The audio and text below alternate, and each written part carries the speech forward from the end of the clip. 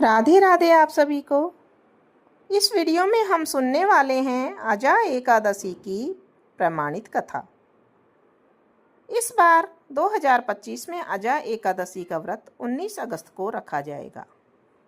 धार्मिक मान्यता के अनुसार अजा एकादशी पर व्रत रखने और भगवान विष्णु की भक्ति करने से तथा कथा सुनने से जीवन के सभी पाप नष्ट हो जाते हैं और मोक्ष की प्राप्ति होती है।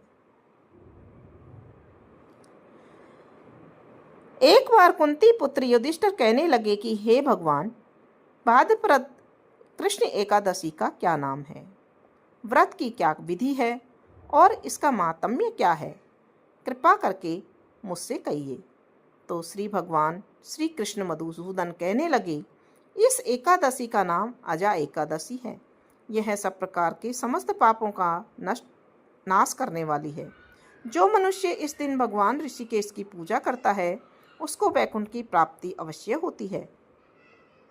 प्राचीन काल में हरिश्चंद्र नाम का एक चक्रवर्ती राजा राज्य करता था। उसने किसी कर्म के वशीभूत होकर अपना सारा राज्य व धन त्याग दिया, साथ ही अपने स्त्री पुरुष और स्वयं को बेच दिया। वह राजा चांडाल का दास बनकर सत्य को धारण करता हुआ मृतकों के वस्त्र ग्रहण करता रहा, मगर किसी प्रकार से सत्य से विचलित नहीं हुआ। कई बार राजा चिंता के समुद्र में डूबकर अपने मन में विचार करने लगता कि मैं कहाँ जाऊं और क्या करूं जिससे मेरा उद्धार हो। इस प्रकार राजा को चांडाल के यहाँ कई वर्ष बीत गए। एक दिन राजा इसी चिंता में बैठा हुआ था कि गौतम ऋषि आ गए। राजा ने उन्हें देखकर प्रणाम किया और अपनी सारी दुख भरी कहानी कह सुनाई।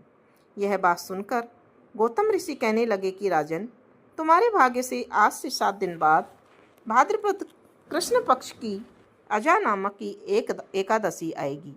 तुम विधि पूर्वक उसका व्रत करो और पूजन करो। गौतम ऋषि ने कहा, इस व्रत के पुण्य के प्रभाव से तुम्हारे समस्त पाप नष्ट हो जाएंगे। इस प्रकार राजा से कहकर गौतम ऋषि उसी समय अंतर्ध्यान हो गए। राजा ने उनके कथनानुसार एकादशी आने पर विधि पूर्वक व्रत किया व जागरण किया। उस व्रत के प्रभाव से राजा के समस्त पाप नष्ट हो गए। स्वर्ग से बाजे बजने लगे, पुष्पों की वर्षा होने लगी और उसने अपने मृतक पुत्र को जीवित और अपनी स्त्री को वस्त्र तथा आभूषणों से युक्त देखा। व्रत के प्रभाव से राजा को पुनः राज्य मिल गया।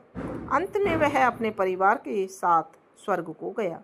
हे राजन, यह सब अजा एकादशी के व्रत के प्रभाव से ही हुआ। अतः जो मनुष्य यत्न के साथ विधि पूर्वक इस व्रत को करते हुए रात्रि जागरण करते हैं, उनके समस्त पाप नष्ट होकर अंत में वे स्वर्ग लोक को प्राप्त होते हैं। इस एकादशी की कथा के श्रवण मात्र से ही अश्वमेघ यज्ञ के फल की प्राप्ति होती है। बोलो विष्णु भगवान की जय।